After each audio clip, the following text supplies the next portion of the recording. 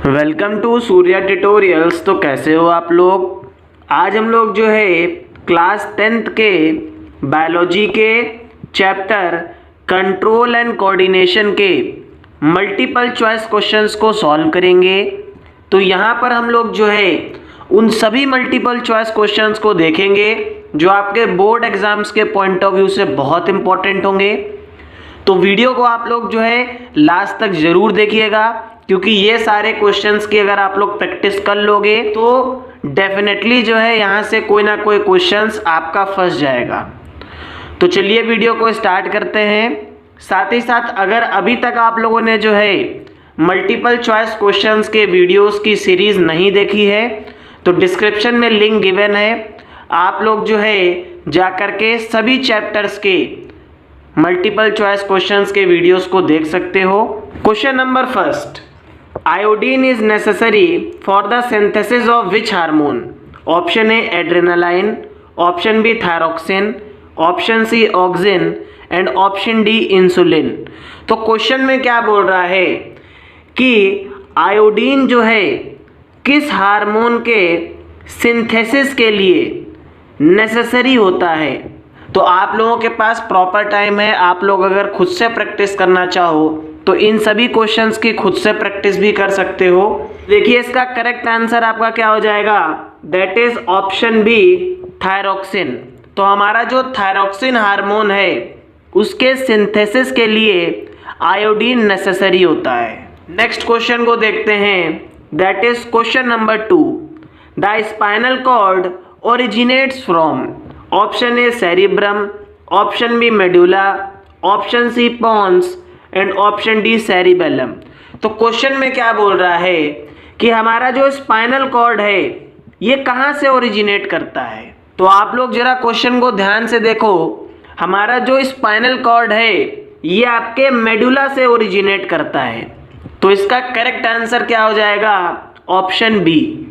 Next question को देखते हैं, that is question number 3, the movement of shoot towards light is. Option A geotropism, option B hydrotropism, option C chemotropism and option D phototropism.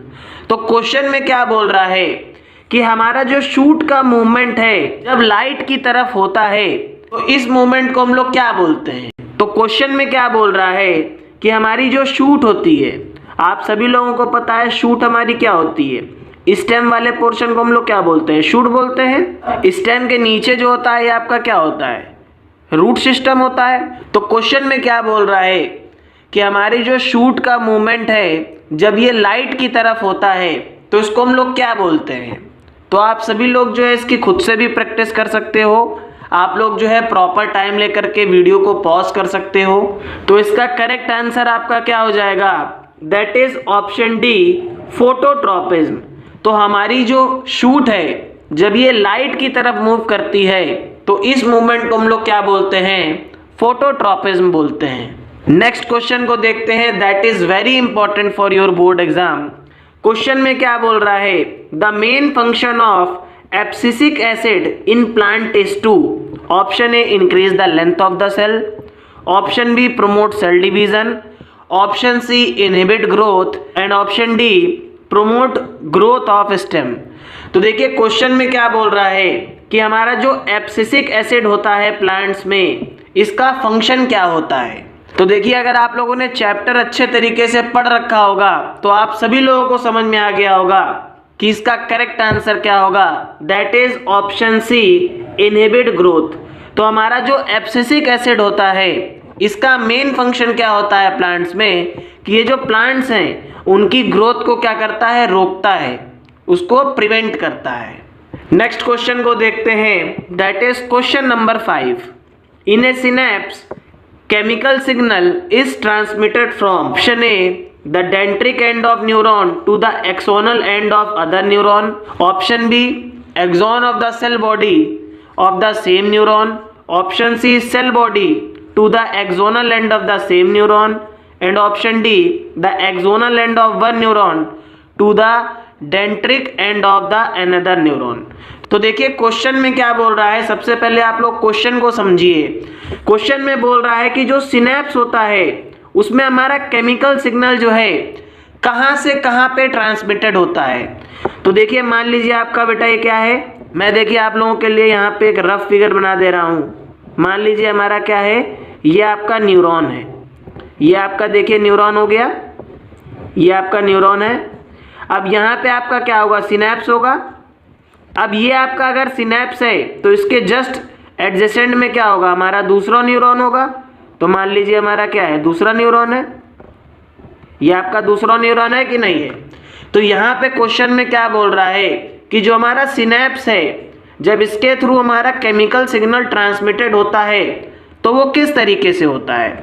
तो देखिए यहाँ पे हमारा जो डेंड्रिटिक एंड ऑफ न्यूरॉन है दूसरा वाला, इससे जो है एक्सोनल एंड ऑफ न्यूरॉन की तरफ जाता है कि नहीं जाता है। भाई इस न्यूरॉन के डेंड्राइट से दूसरे न्यूरॉन के एक्सॉन की तरफ जाएगा। तो आपका जो ऑप्शन ए है ये क्या हो जाएगा, करेक्ट आंसर हो जाएगा। The dendritic end of neuron to the axonal end of other neuron. तो ये हमारा जो केमिकल सिग्नल है ये डेंड्रिटिक एंड से होते हुए दूसरे न्यूरॉन के एक्सोनल एंड तक की पहुंच जाएगा। समझ में आ गया कि नहीं आ गया। बहुत ज़्यादा इंपॉर्टेंट क्वेश्चन था आपके बोर्ड एग्जाम्स के लिए। नेक्स्ट क्वेश्चन को देखते हैं, that is question number 6। In a neuron the conversion of electrical signal to a chemical signal occur at in option A cell body, option B axonal end, option C dendritic end option D axon. तो question में क्या बोल रहा है कि जो हमारा neuron होता है, इस न्यूरॉन में कब हमारा इलेक्ट्रिकल सिग्नल जो है आपका केमिकल सिग्नल में कन्वर्ट हो जाता है। तो देखिए इसका करेक्ट आंसर क्या हो जाएगा, आप लोग खुद सोचिए जरा, प्रॉपर टाइम लीजिए। तो एक्सोनल एंड पे क्या होता है, एक्सोनल एंड पे हमारा जो इलेक्ट्रिकल सिग्नल है, क्योंकि ये क्या करता है, सिनैप्स को क्रॉस करता है, तो ये आपके केमिकल सिग्नल में कन्वर्ट हो जाता है। नेक्स्ट क्वेश्चन को देखते हैं, that is question number 7। The secretion of which hormone leads to the physical changes in the body when you are at 10 to 12 years of age. Option A estrogen from testes and testosterone from ovary. Option B estrogen from adrenal gland and testosterone from pituitary gland. Option C testosterone from testes and estrogen from ovary. And option D testosterone from thyroid gland and oestrogen from pituitary gland.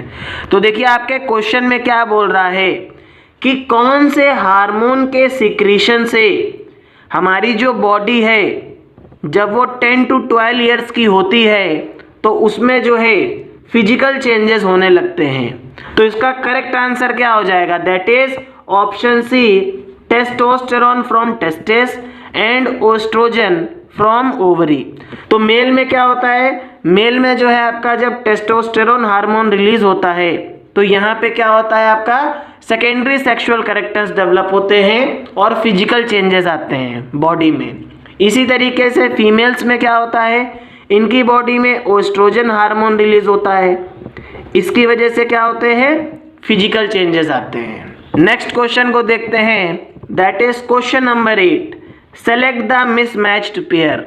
Option A adrenaline pituitary gland, option B testosterone testis, option C oestrogen ovary and option D thyroxine thyroid gland. तो question में क्या बोल रहा है कि हमको जो है एक मिसमैच पेयर बताना है।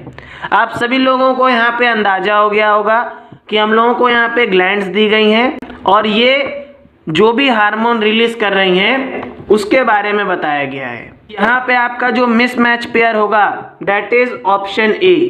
तो आपका जो एड्रेनालाइन होता है ये आपके पिट्यूटरी ग्लैंड से रिलीज नहीं होता है, ठीक है। तो ये आपका क्या हो जाएगा, मिसमैच्ड पेयर हो जाएगा। नेक्स्ट क्वेश्चन को देखते हैं, that is question number 9। The growth of tendril in pea plants is due to. Option A the effect of light, option B the effect of gravity, option C rapid cell division in tendrilar cells that are away from support and option D rapid division in tendrilar cells in contact with the support। तो देखिए question में क्या बोल रहा है कि जो हमारी टेंड्रिल होती है, आप सभी लोगों को पता होगा, आप लोगों ने देखा होगा ग्रेप्स हो गया आपका। इसी तरीके से पी प्लांट्स में क्या होता है, आपकी बेल होती है इस तरीके की, ठीक है। तो क्वेश्चन में क्या बोल रहा है कि जो टेंड्रिल्स की ग्रोथ होती है पी प्लांट में, ये किस वजह से होती है। तो आप लोगों को जब मैंने चैप्टर पढ़ाया था, क्वेश्चन आंसर्स कराए थे, तो मैंने वहां पे आप लोगों को बताया था कि एक्चुअल में क्या होता है, इसका जो ऑक्सिन हार्मोन होता है ये कहाँ पे चला जाता है, ये आपके अवे फ्रॉम द सपोर्ट चला जाता है, जिसकी वजह से क्या होता है, जो आपके टेंड्राइलर सेल्स होते हैं उनमें रैपिड सेल डिवीजन होने लगता है। तो आपका ऑप्शन सी क्या रहा होगा, करेक्ट आंसर रहा होगा। और अगर आप लोगों को बहुत डिटेल में इसको समझना है तो मैंने जब क्वेश्चन आंसर्स कराए थे तो वहाँ पे बहुत अच्छे तरीके से आप लोगों को इस क्वेश्चन को कराया भी है। तो आप लोग अगर चाहो तो इनके क्वेश्चन आंसर्स को भी देख सकते हो। मैंने इन टेक्स्ट क्वेश्चंस और एनसीईआरटी के एक्सरसाइज क्वेश्चंस आपके कंट्रोल एंड कोऑर्डिनेशंस के करा दिए हैं। डिस्क्रिप्शन में मैं लिंक डाल दूंगा, आप लोग वहां से जा करके देख लीजिएगा, ठीक है। नेक्स्ट क्वेश्चन को देखते हैं, that is question number 10। The growth of pollen tubes towards ovule is due to, option A hydrotropism, option B chemotropism, option C geotropism and option D phototropism. तो क्वेश्चन में क्या बोल रहा है कि जो पोलन ट्यूब्स की ग्रोथ होती है ओव्यूल्स की तरफ, वो किसकी वजह से होती है। तो इसका करेक्ट आंसर आपका क्या हो जाएगा, that is option B chemotropism. तो कीमोट्रोपिज्म की वजह से क्या होता है कि हमारे जो पोलन ट्यूब्स होते हैं ये आपके ओव्यूल्स की तरफ क्या करने लगते हैं, ग्रोथ को शो करने लगते हैं। क्वेश्चन नंबर 11 को देखते हैं, that is very easy question. The movement of sunflower in accordance with the path of sun is due to, option A phototropism, option B geotropism, option C chemotropism and option D hydrotropism। तो question में क्या बोल रहा है कि हमारा जो sunflower है ये जो है सन के पाथ में क्या करता है, मूवमेंट को शो करता है। तो इस मूवमेंट को हम लोग क्या बोलेंगे। तो इसका करेक्ट आंसर आपका क्या हो जाएगा, that is option A phototropism. तो देखिए लाइट की वजह से जब भी मूवमेंट होगा, आप लोग देखिए सन क्या कर रहा है, लाइट को रिलीज कर रहा है, और लाइट की वजह से जब भी कोई चेंजमेंट आएगा तो वो आपका फोटोट्रोपिज्म कहलाएगा। नेक्स्ट क्वेश्चन को देखते हैं, that is question number 12। Involuntary actions in the body are controlled by, option A medulla in the forebrain, option B medulla in the midbrain, option C medulla in the hindbrain and option D medulla in the spinal cord. तो question में क्या बोल रहा है कि जितने भी हमारे इनवॉलेंट्री एक्शंस होते हैं ये किसके द्वारा कंट्रोल किए जाते हैं। तो इसका करेक्ट आंसर क्या हो जाएगा बेटा, that is option C medulla in the hindbrain. तो हिंड ब्रेन में जो हमारी मेडुला होती है उसके द्वारा क्या होता है बेटा, जितने भी आपके इनवॉलेंट्री एक्शंस होते हैं उन सभी एक्शंस को कंट्रोल किया जाता है। अब सभी लोग आप लोग जो है एक बार कमेंट में मुझे बताइए कि इनवॉलेंट्री एक्शंस क्या होते हैं, क्योंकि वॉलेंट्री एक्शंस और इनवॉलेंट्री एक्शंस मैंने आप लोगों को पढ़ाया है। नेक्स्ट क्वेश्चन को देखते हैं, that is question number 13। Which of the following is not an involuntary action. बहुत ज्यादा इंपॉर्टेंट क्वेश्चन है। Option A vomiting, option B salivation, option C heartbeat and option D chewing. तो question में क्या बोल रहा है, इन चार ऑप्शन में से कौन सा एक ऐसा ऑप्शन है जो आपका इनवॉलेंट्री एक्शन नहीं है। अब इनवॉलेंट्री एक्शंस आपके ऐसे होते हैं बेटा जिसमें जो है हमारा कोई भी कंट्रोल नहीं होता है। तो देखिए वॉमिटिंग अगर आपको आती है तो आपका कंट्रोल नहीं होता है, आप उसको रोक नहीं सकते हो। सलाइवा आपका कंटिन्यू प्रोड्यूस होता है, आप उसको रोक नहीं सकते हो। हार्ट बीट आपकी हमेशा होती रहती है, आपके हाथ में नहीं है। लेकिन च्यूइंग जो है चबाना जो है, ये हमारी जो मसल्स होती हैं माउथ की, जब हम लोग इनमें मूवमेंट करते हैं तो हमारे कंट्रोल में होता है ये। तो आपका ऑप्शन डी क्या रहा होगा, करेक्ट आंसर रहा होगा, दैट इज च्यूइंग। क्योंकि च्यूइंग हमारा क्या होता है बेटा, ये आपका एक वॉलेंट्री एक्शन है। कैसा एक्शन है, वॉलेंट्री एक्शन है। और बाकी ये जितने भी थे आपके, ये सारे के सारे आपके इनवॉलेंट्री एक्शंस थे। नेक्स्ट क्वेश्चन को देखते हैं, that is question number 14। A doctor advised a person to take an injection of insulin because option A his blood pressure was low, option B his heart was beating slowly, option C he was suffering from goitre and option D his sugar level in the blood was high. तो देखिए question में क्या बोल रहा है बेटा, बहुत important question है। इस तरीके के एमसीक्यूज हर बार आपसे पूछे जाते हैं। और एक चीज़ आप लोग याद रखिएगा कि आपके बोर्ड एग्जाम्स में 16 मार्क्स के मल्टीपल चॉइस क्वेश्चंस आ रहे हैं, तो इसको हल्के में नहीं लेना है, खूब अच्छे तरीके से प्रैक्टिस करना है।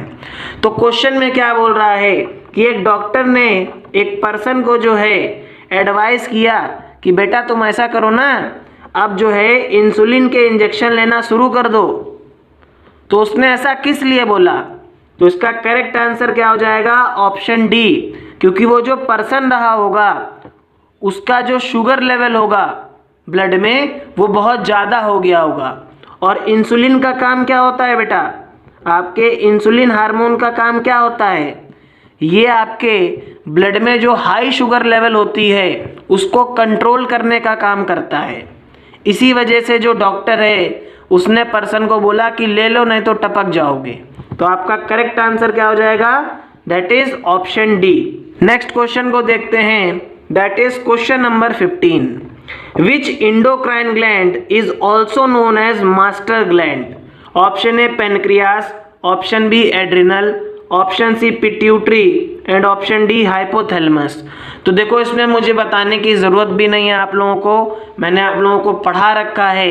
क्वेश्चन में क्या बोल रहा है कि कौन सी ग्लैंड जो है मास्टर ग्लैंड कहलाती है? तो इसका करेक्ट आंसर आपका क्या हो जाएगा? Option C pituitary gland. तो आपकी जो पिट्यूटरी ग्लैंड होती है इसको हम लोग क्या बोलते हैं? मास्टर ग्लैंड भी बोलते हैं। अब क्यों इसको मास्टर ग्लैंड बोलते हैं ये सभी आप लोग जो है कमेंट में बताइएगा कि आखिर हम लोग क्यों इस ग्लैंड को मास्टर ग्लैंड बोलते हैं। नेक्स्ट क्वेश्चन को देखते हैं, that is question number 16। Which hormone regulates the ionic balance in the body? तो क्वेश्चन में क्या बोल रहा है कि हमारे पास 4 ऑप्शन गिवन है और हमको ये बताना है कि कौन सा हार्मोन जो है हमारी बॉडी में आयनिक बैलेंस को मेंटेन करके रखता है। Option A glucagon, option B thyroxine, option C testosterone and option D vasopressin. आप लोग जो है इसको ट्राई कर सकते हो, बहुत ज़्यादा इंपॉर्टेंट क्वेश्चन है ये आपके बोर्ड एग्जाम्स के पॉइंट ऑफ व्यू से।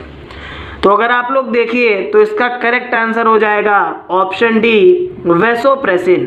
तो देखिए आपका जो वैसोप्रेसिन हार्मोन होता है ये जो है ह्यूमन बीइंग्स की बॉडी में क्या करता है? आयनिक बैलेंस को क्या करता है? मेंटेन करके रखता है।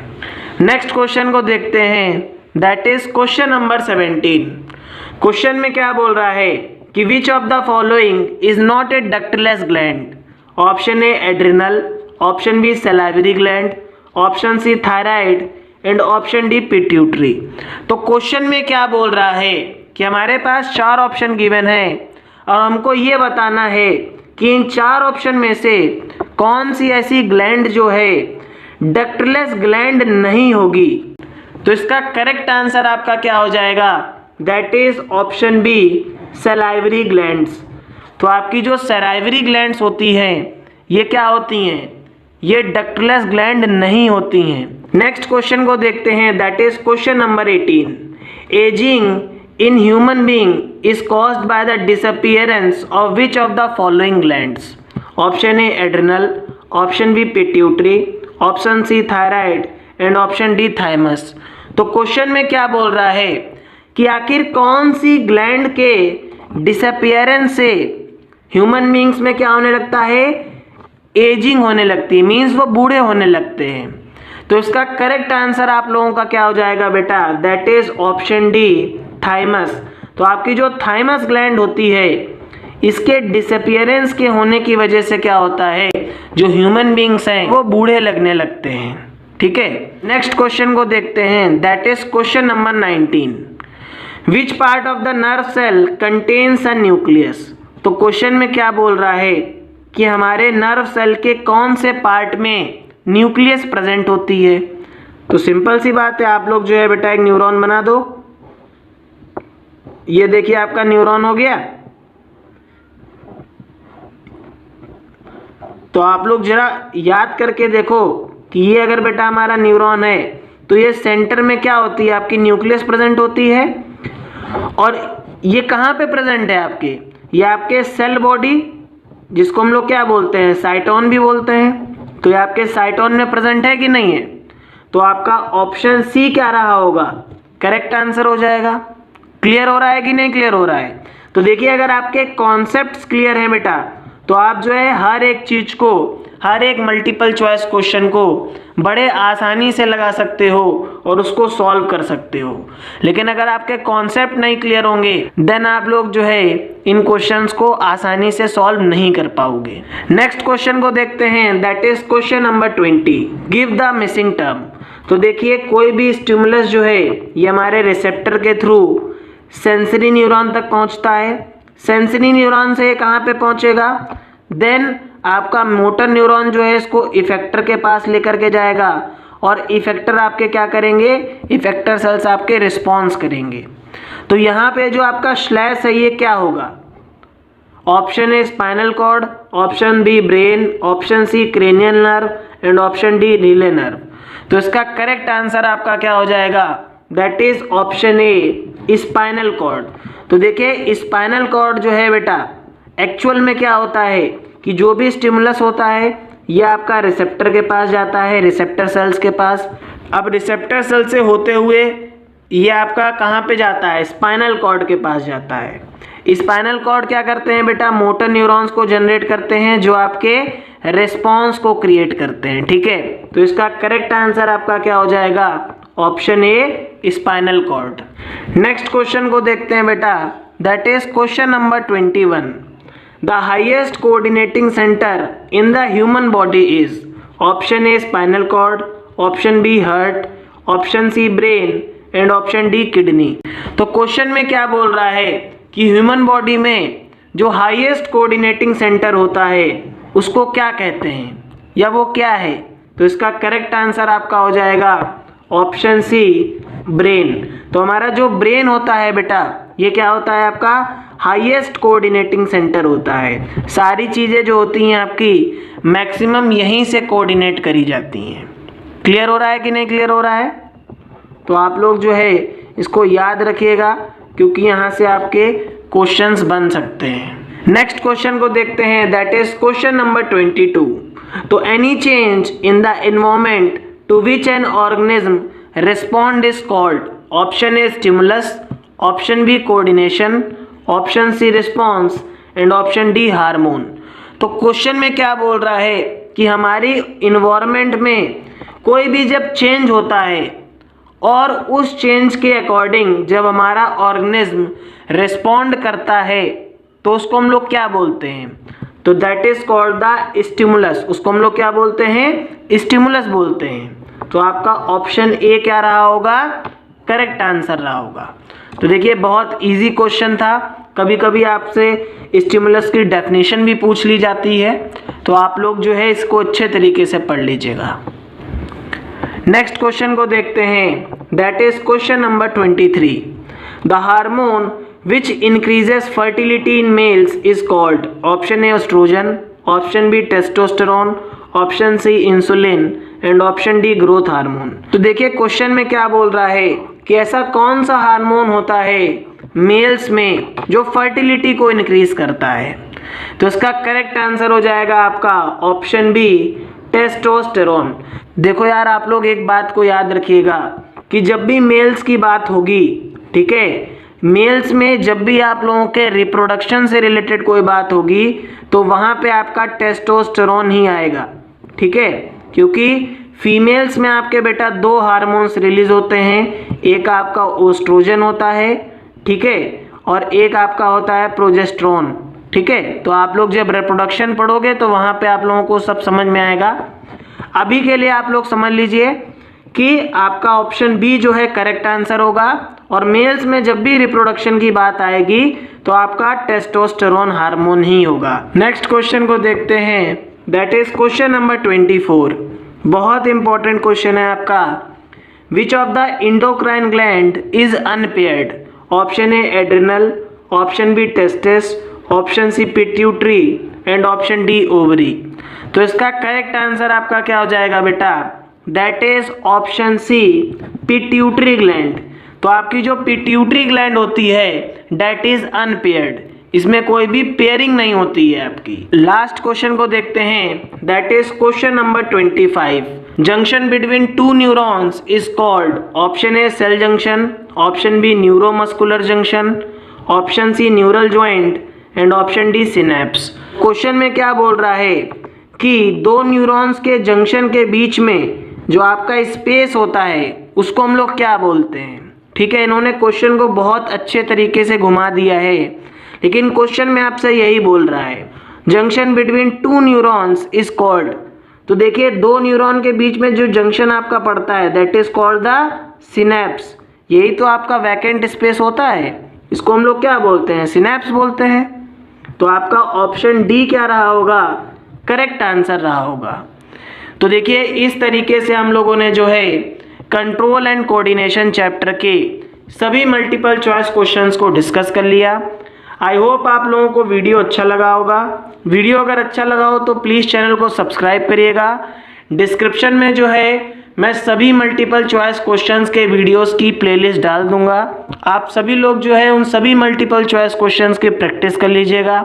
साथ ही साथ अगर आप लोगों को जो है इन मल्टीपल चॉइस क्वेश्चंस की पीडीएफ चाहिए है तो डिस्क्रिप्शन में आप लोगों को जो है पीडीएफ की लिंक मिल जाएगी, आप लोग जो है इसको डाउनलोड कर सकते हो।